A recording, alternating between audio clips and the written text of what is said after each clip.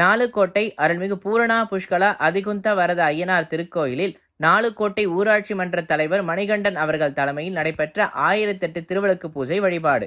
சிவகங்கை மாவட்டம் நாலுக்கோட்டை கிராமத்தில் அமைந்துள்ள பிரசித்தி பெற்ற அருள்மிகு ஸ்ரீ பூரணா புஷ்கலா சமேத ஸ்ரீ அதிகுந்த வரத ஐயனார் திருக்கோவிலில் உலக நன்மை வேண்டி 1008 திருவிளக்கு பூஜை வழிபாடு விமர்சையாக நடைபெற்றது.